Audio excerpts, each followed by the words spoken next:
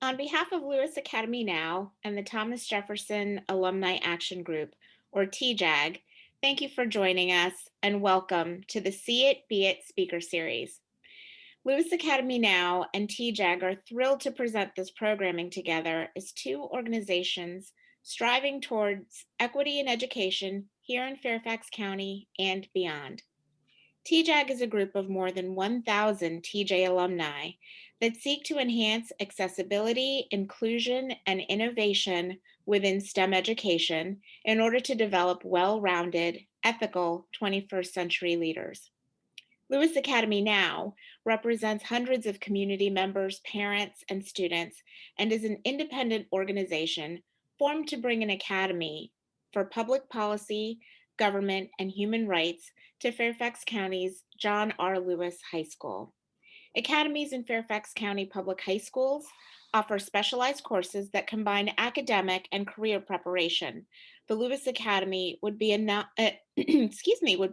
apolitical program designed to encourage civic engagement and develop student awareness of the processes of change through various forms of federal, state, and local government. But enough about us. Let's meet David Ellis. Tonight's conversation is available in English and Spanish. To hear the Spanish interpreter, look for the globe icon along your bottom menu and select your preferred language. We will be recording tonight's discussion, and though your fellow audience members won't be visible, your questions will be recorded. In addition, you'll want a smartphone or similar device handy towards the end so you can join in the game of Kahoot, which will be explained later. So without further ado, please welcome Makia Little, co-chair of the See It, Be It speaker series and president of TJAG. Thank you so much for that introduction, Esther. We really appreciate our partnership and being able to support the students of John R. Lewis High School. Thank you so much for joining us today, Mr. Ellis. Before we get started, can you really just tell us about your childhood, where you grew up, and where did you attend high school? Sure. And thank you all for having me here. I've been looking forward to this all week. I was actually born in Washington, D.C., and my parents moved to the city of Fredericksburg, Virginia, probably when I was about 4 years old. So I started kindergarten in Fredericksburg with the city of Fredericksburg schools, and had what I would consider a really good childhood. My father worked for the federal government, but he was also a Baptist minister, so he had two churches, and my mother was a nurse. And so I always joke with folks every Sunday, we're up at what I considered the crack of dawn, and we're driving out to church, which was about 45 minutes from there in Spotsylvania County. And we would pretty much spend the day there. It was, 11 o'clock service, and then there were days that there'd be 11 o'clock and a 1 o'clock and then a 4 o'clock, and you'd get home around 7. But it was a good time. And I went to James Monroe High School in the city of Fredericksburg, and I look back and some of the teachers were so instrumental in my life. And one of them is, because of Facebook, you can be friends with folks that were, teachers and things. And so one of them was Shirley Jean Cordell Robinson now. And she was one of the toughest teachers there. She didn't settle. She didn't allow you to be average. She would push you. And I thank her to this day. I probably reach out to her every couple of years and just say, thank you for all that you did. And thank you for pushing me to really reach my potential. And so, I had but the neighborhood I grew up in was a predominantly white neighborhood at the time. There were probably about 4 or 5 Black families in there. And, it was we all got along. We went to school together. It was one of those, back then, pretty much everyone you started kindergarten with, you graduated with. Fredericksburg was a bedroom community at that time. And so a lot of folks worked in DC or worked in Richmond. And so, you really got to know your neighbors and their children. And It was a good time. I always laugh because one of the special things we did as we got older, a big deal was driving to the Springfield Mall and going shopping. You know, it's kind of like we're going to the city now. So, um, so I, so that was kind of my high school, and I can go into college if you'd like, or if you have other Oh, questions. we're definitely going to get into college. Okay, that's good. But when you were in high school, hmm what did you want to be when you grew up? And how did that influence your decision to attend college? Wow. So I wanted to be a football player for the Washington football team. That was my goal. And so I played sports throughout my career, but I also wanted to be I wanted to be a psychologist. I had a friend of mine, a family friend, and she was 3, 4 years older than me, and she went to James Madison, also majored in psychology, and I kind of enjoyed interacting with people, talking to people, and I really felt like, yeah, I'm going to be a psychologist or a psychiatrist, and that was what kind of pushed me into my major. And to this day, and I can talk about it later, but to this day, that major has been extremely helpful for me in the work that I do. Interesting. Okay, so looking back Mhm. at your school years, what is the one thing you would change? Wow. I really wish, here's what I would change, that I would have pushed myself more academically. I would I played sports and I would just kind of coast through, and I was smart enough that I could actually, I could pass the classes, I pay attention, but I I really didn't push myself academically until I got to graduate school. Interesting. Was there a specific event or series of experience that sparked your interest in public service and civic engagement? Yeah, it actually was. So at the time, Fredericksburg elected uh, the first Black mayor uh, of the town, Reverend Lawrence Davies. And Reverend Davies and my dad were good friends. And so he would come by, and, it's kind of interesting. You're sitting, you're a child, you're talking to the mayor, and I would listen to him talk about, some of the work that they were doing. And my father was actually worked for the federal government for a number of years. So that public service uh, uh, work ethic really came from those two men, and realizing that you can make a difference not only in your community but also in the individual lives of people living there if you're a public servant. Nice. We just had was National Decision Day for all of the high school seniors to kind of announce or decide where they were going to school. Mhm. What kind of things did you consider or kind of factor into your decision to attend James Madison?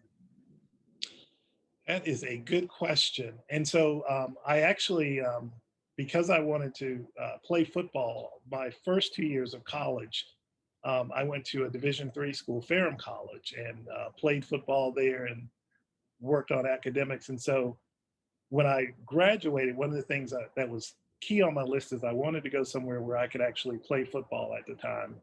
And so that was a driving force in my life. And it was quite interesting because as I got older, I realized that um, football allowed me to go and receive an education, and that really, even though I was not any good in college, it got me to college where I realized um, there's a lot that I can make of myself. There's a lot that I can learn here.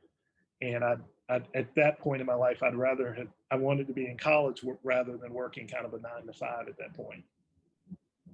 Interesting. All right. So we're in college now, right? Right. You have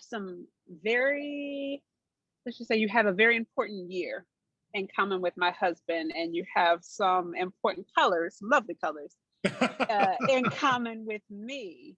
Okay. Can you give our youth a little background on your fraternal organization, why Yes. you decided to join, and how that experience influenced your decision to engage in public service. Yes. So I'm a member of Kappa Alpha Psi Fraternity Incorporated. It's one of the Divine Nine historically African American fraternities slash sororities. And, you know, I pledged back in 1987 at James Madison University. And um, part of what fraternities, I think all fraternities should, but it's at the core of the Divine Nine is really service to the community. And so, you know, from the time we started, I actually watched them before I pledged. I mean, they were out welcoming freshmen, helping freshmen move into their dorms, and it just continued through the school year. They would offer tutoring services for children in the community, uh, mentoring for freshman students who came in to help them get acclimated.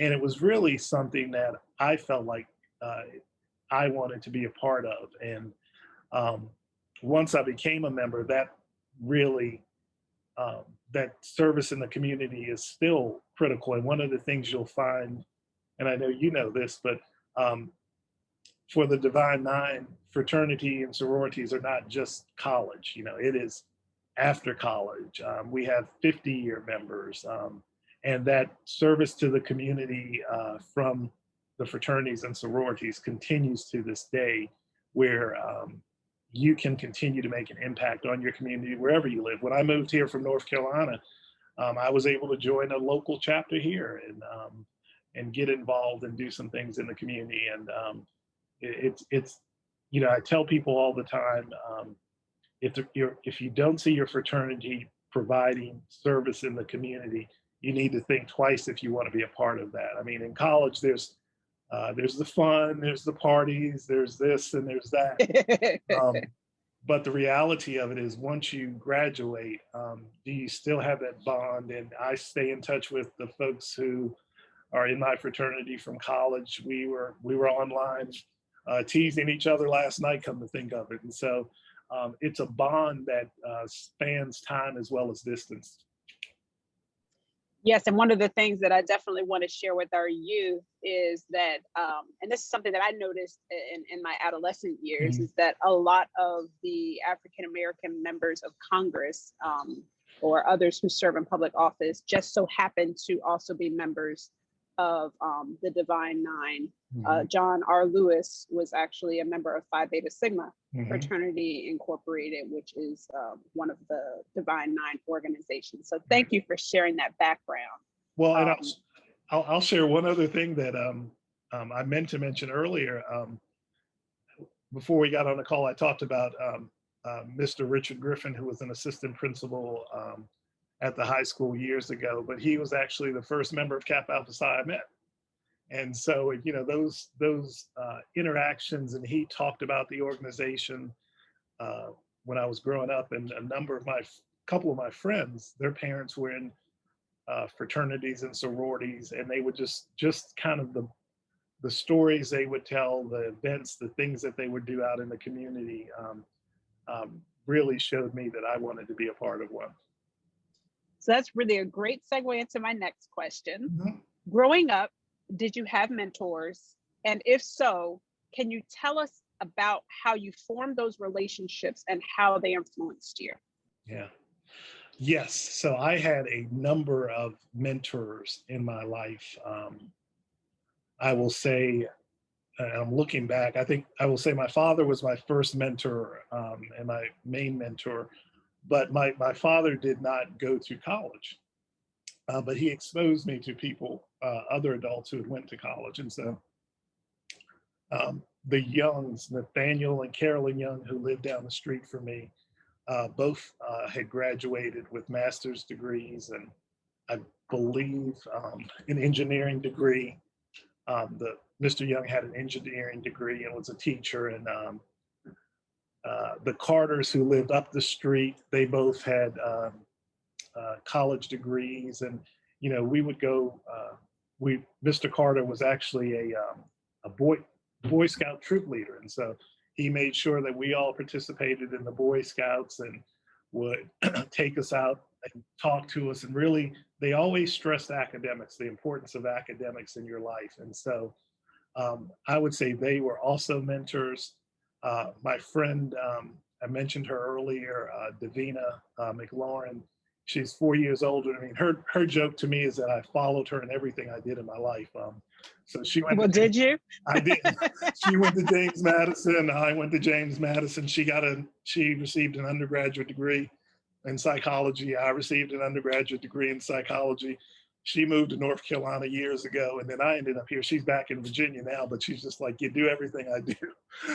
And she was just so helpful as an older person. And her parents, I can still remember going to her older sister's high school graduation in Fredericksburg and just watching all the awards that they received for all the academic awards.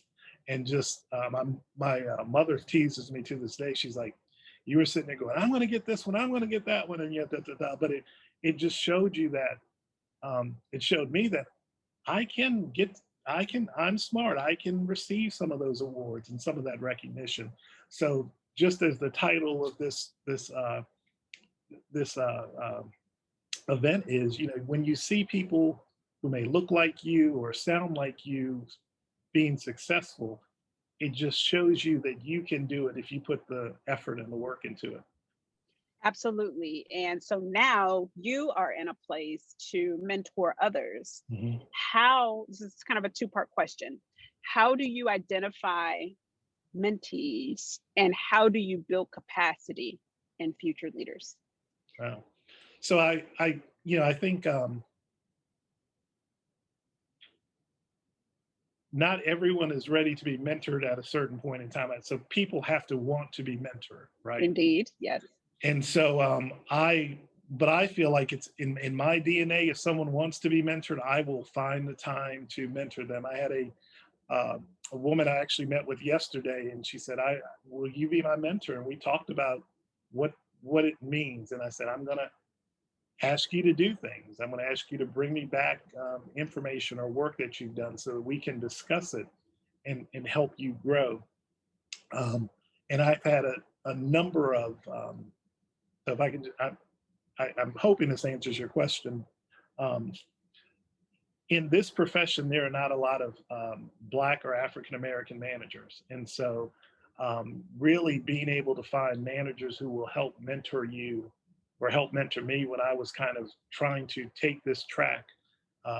Anthony Griffin, who was in Fairfax, Rob Stolzer, who were in Fairfax, and Bertie Haywood were critical to my development. And so I kind of feel like they took the time to work with me, that I'm gonna take the time to work with folks who want to be mentored. And so, it's really about making the time, making sure there are some clear goals with the person, and being there for them when things go sideways, which they will, being able to talk to them and help them to maybe look at things a little differently.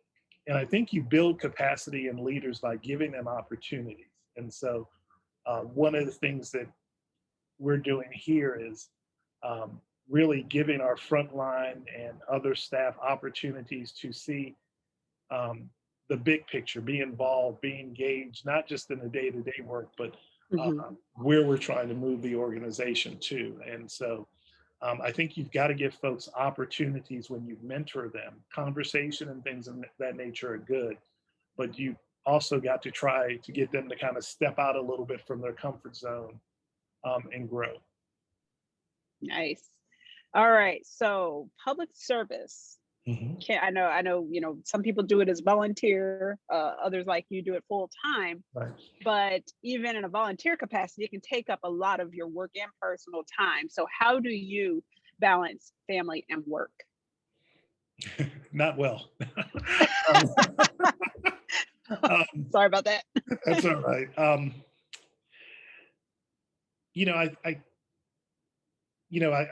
And this year's been extremely different because of COVID and all that's going on. But one of the things that I've recognized is I'm not going to do anyone any good if I'm not at 100%. I'm going to close my door. They're vacuuming. All good. I got a plane flying over myself. Perfect timing. I'm not going to do anyone any good if I'm not 100% mentally as well as physically. I had I got sick a couple years ago after I started this job and ended up spending a week in the hospital, and Wow. realized that I couldn't keep going at the pace that I was going unless I made some changes in my life. And so I will work hard, but I also try to take time for myself and my family, go on trips. One of the good things about North Carolina is, we're only about 2 hours from 3 or 4 different beaches. So, on the weekends, you can hop in a car on Saturday morning, drive to the beach, relax for a little while, come back. But, I will say that one of the more difficult things to do is to disconnect from our phones. For me, disconnect from my phone. And so I will, I've talked to our board. And so, unless it's an emergency, we try not to take any calls after 8 o'clock. If there's an emergency, definitely call me. Try not to look at my emails and things at, 9, 10 o'clock. And so, and being able to plan time with the family and get out, take some trips, and recognize if I'm doing my job as a leader, I should be able to take off because the folks that work with me should be able to handle everything that comes up. And if they haven't, then that's a reflection on me if I have to be here to make every decision, and I don't trust their decisions. So I'm glad you bring that up. And that's actually something that I've, had conversations with my mentee about. It's also an element of diversity and inclusion, right? When you can trust others to handle something, maybe they won't do it exactly the way that you would, but you're still being inclusive by giving them that ball and letting them run with it, right? Right. Like we as an example, our chief financial officer is extremely talented, and she'll bring me information, and I may ask some questions, and I may think about doing it a different way. But if she's comfortable if she's comfortable in doing it in one way, then I want her to do it her way, right? And so, I think I'm not a micromanager. I believe we hire people, allow them to do their job, and when if they have questions or need some guidance, or that's where I should be able to help them. But I can't know everything that's happening in this organization. It's just virtually impossible. Great. So since this conversation is absolutely centered around our students, Mm-hmm. what would you tell your 16 or 17-year-old self if you could go back and have a conversation? I would tell me to push myself a little harder at that age. Treat people as I would want to be treated. Slow down in the car. And I think those would be and actually go back to the teachers I had when I was 16. Yeah. And just thank all of them at that point, right? Some of them are no longer alive, but go back and thank them for all that they've done. I'm glad you mentioned that as well. And I can definitely resonate with that. You mentioned how you keep in touch with your teachers on Facebook. I still am friends with my 6th grade science teacher and my 7th grade math teacher, and just the wisdom that they continue Yes. to share and encouragement. It's just really good.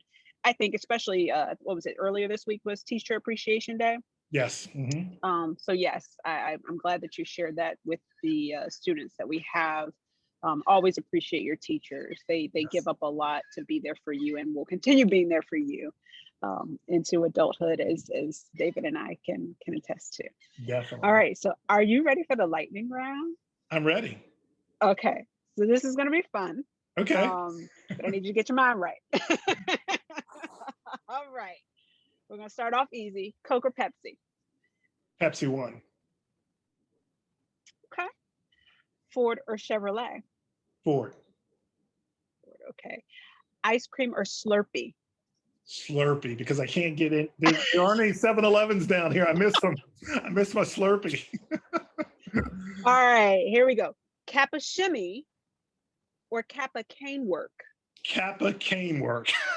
No shimmy. I try to shimmy now, I'm going to hurt something. Okay.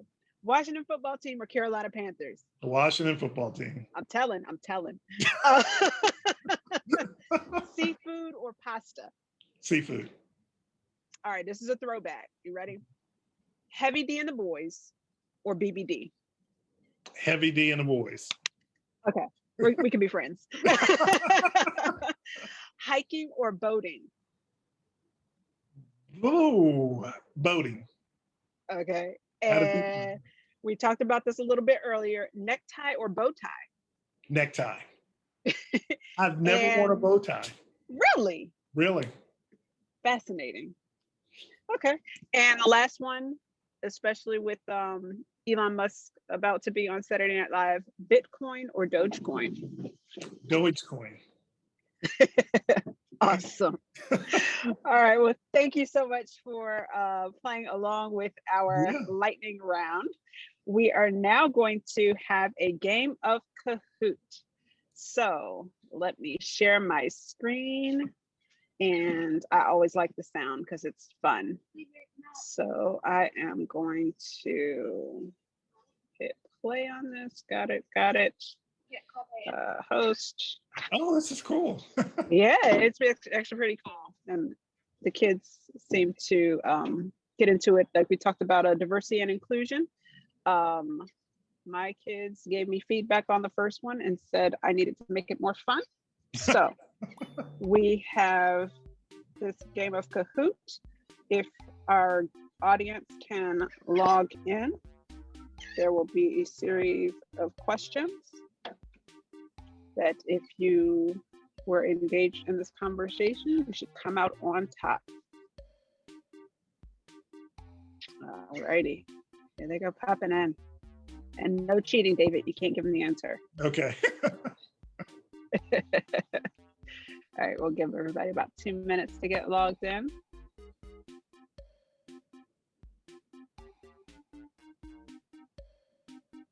And while we're waiting, I just want to thank you again. This is these words of wisdom, I'm sure will resonate with our youth, and because we're recording, will be available as a resource to those who attend John Lewis Academy and beyond.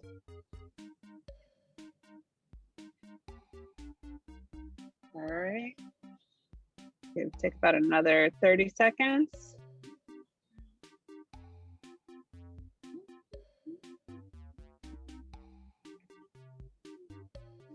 Alrighty, last call.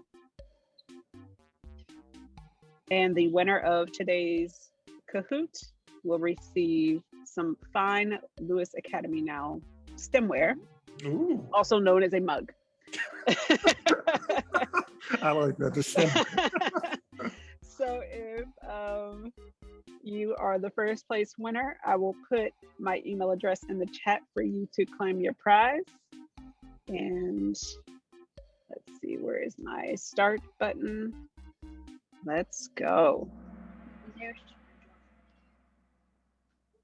All right, Mr. Ellis, we are ready to get started. All right, question 1. Which Black Greek letter organization is David Ellis a member?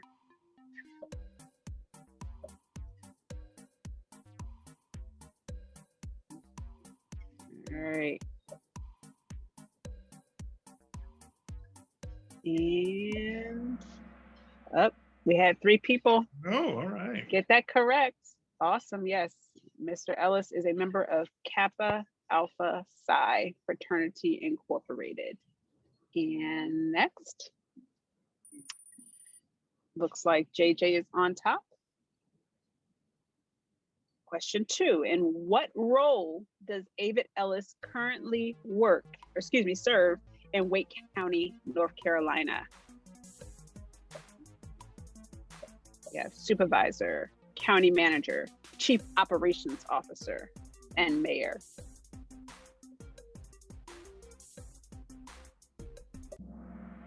Uh-oh, county manager. Awesome. And where is JJ? JJ still on top.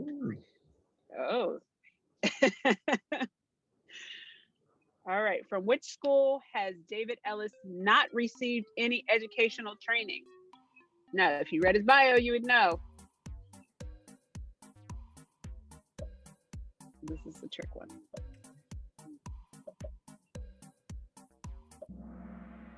Aha, UVA. Mr. Ellis has a certificate from Harvard University and degrees from George Mason and James Madison.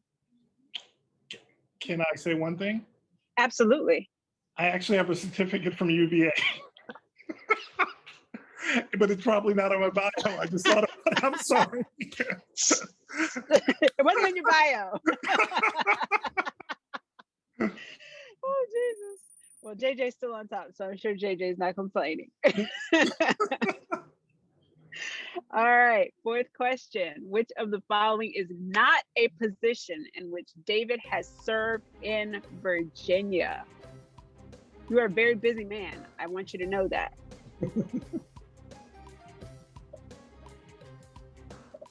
I had to dig deep for these. I see.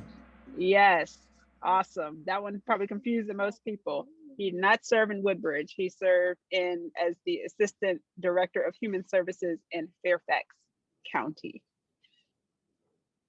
And JJ's on fire. And I think this is the last one, which should be really, really easy for everyone. Which is David Ellis's favorite football team? And we won't tell anyone.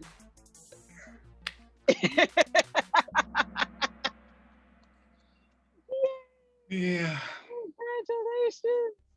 All right, who's coming in third?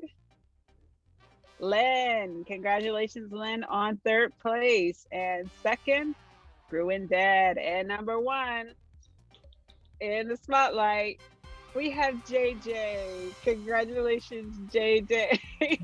And as I said, I will put my email address in the chat. And please email me to claim your prize, Mr. Ellis. It's been a pleasure meeting you and getting to know you.